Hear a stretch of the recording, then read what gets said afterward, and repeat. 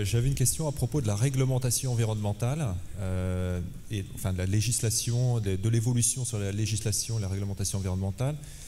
Au cours des débats, notamment des débats parlementaires sur la loi biodiversité, on a vu quand même que le thème de la contrainte qu'impose la réglementation environnementale revenait souvent, plutôt que de voir les évolutions positives apportées des effets de la réglementation sur la protection de l'environnement.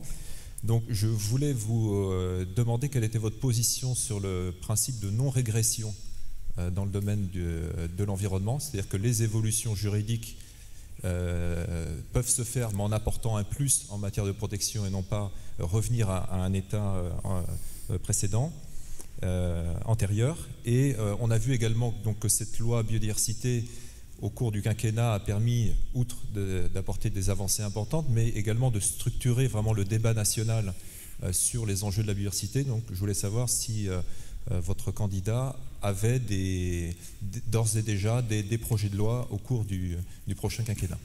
Alors il faudrait être fou pour soutenir l'idée d'une régression du droit de l'environnement, enfin des principes.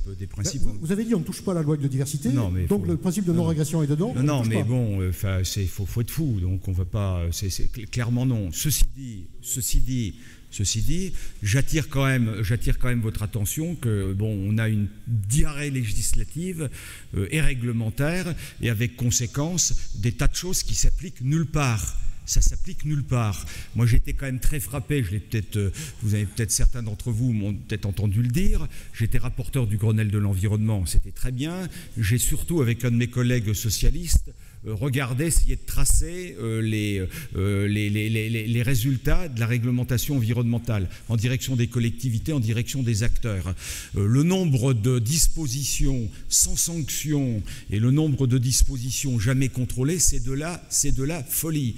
Donc on est tous contents, on fait une belle loi, c'est bien, on fait des belles déclarations, on sait faire des déclarations, tout ça c'est jamais mis en œuvre et c'est pas mis en œuvre, ne serait-ce que parce qu'on n'a en plus pas les moyens de contrôler tout ça et on les aura jamais. Donc nous pensons que la solution, c'est de responsabiliser les acteurs et de responsabiliser les acteurs d'abord en faisant en sorte de décentraliser les règles, voire les dispositifs législatifs. C'est le modèle de beaucoup de pays qui nous entourent. C'est le boulot aussi aux collectivités de régler ça et d'être sanctionné si ça ne va pas. Et puis, il n'y a pas que les sanctions. Il y a également la certification, il y a également l'autorégulation par l'ensemble des acteurs. Il faut aussi que les acteurs apprennent eux-mêmes à rendre des comptes, à certifier et à s'auto-contrôler. Sinon, ça ne marchera pas. Et c'est pas sans raison s'il y a autant de distance entre la coupe et les lèvres, entre ce qu'on vote et ce qui est mis en place. Donc, tout ne passe pas par la loi, ne passera tout ne passe pas par la loi. Voilà.